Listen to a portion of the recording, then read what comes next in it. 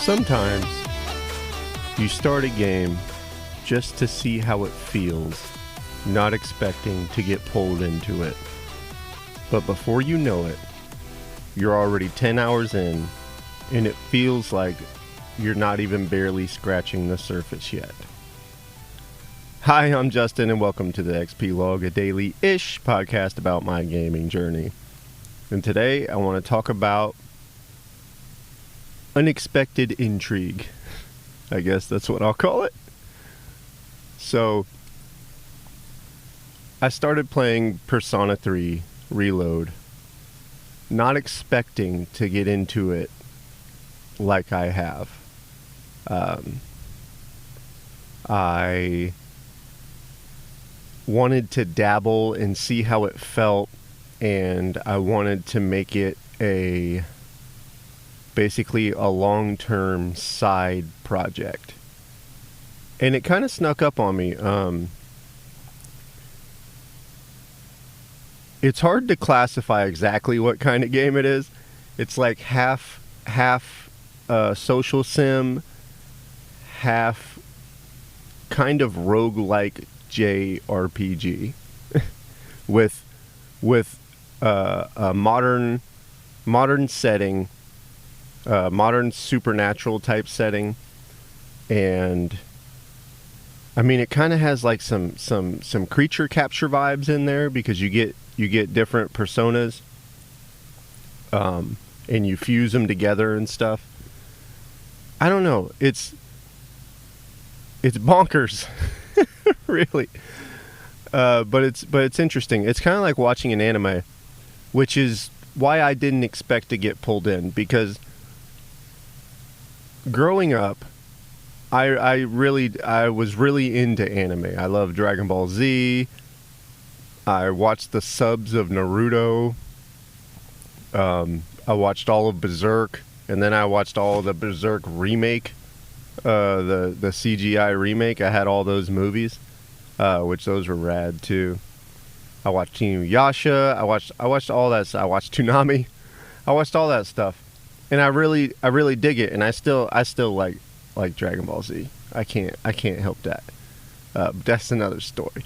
But I kind of fell out of loving anime. Something got lost in translation for me, so to speak, or literally. The comedy just didn't hit how it used to, and the tropes kind of just, I'm not surprised anymore, I guess, is what it boils down to. So I wasn't expecting much out of Persona 3. I do like the setting. It is pretty dark, but I kind of like that about that. But it's also kind of fun. So you start off, and your character arrives at a new town. He's a transfer student in a school. Maybe that's why I don't really, school for me is so long ago. Not to age myself, but school for me is so long ago, I don't really relate to that anymore. But he's a transfer student at a new school, and there's coffins everywhere. And he's like, okay, so what the heck's going on? And then he arrives at the dorm, and there's this creepy boy, and he signs some kind of contract. I don't know, man. I didn't read it. And that kind of starts the journey, and they're attacked by what they're calling a shadow, and it's a big shadow, right?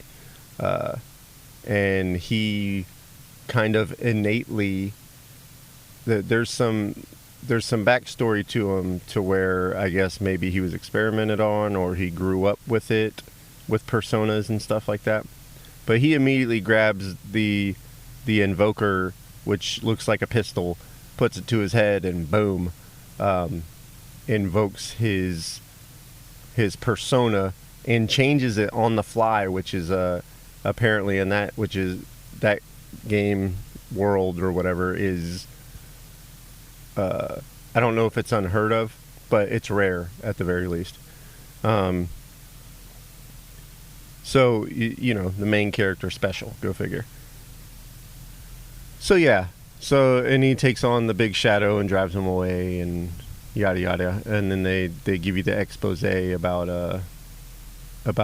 how they're fighting shadows at night and everybody turns to coffins, and that's the cause of apathy syndrome or something like that, which is, it's not even like making the people zombies, it's just making them like, I don't know, like empty shells basically.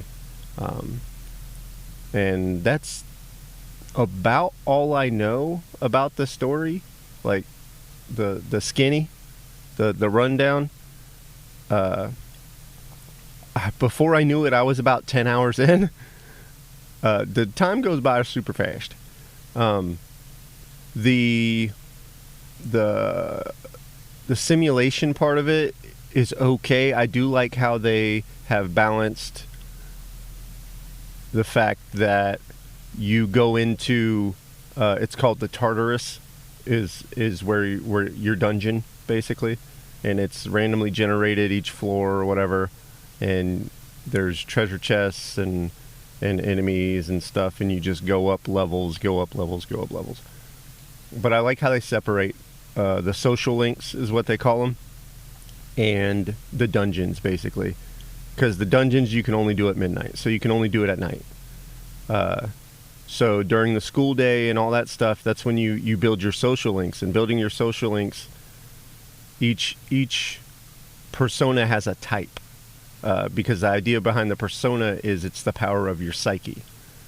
So building up those types through social interactions, when you fuse your personas, it makes them stronger, right? So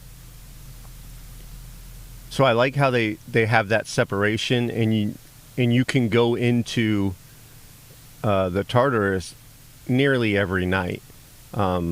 I kind of reached a point where I climbed as far as I could go. I think I'm on level 22, and it's blocked off. So now I'm just building the social links. So I kind of like that aspect, that in basically one go, assuming I'm a decent enough level and stuff, I can make it all the way up the section of the tower I can do, and then just focus on the social game. Because you have other stats you build too, like academics, courage, and charm. So you can build that through like doing things on the computer or doing karaoke, playing games and stuff like that.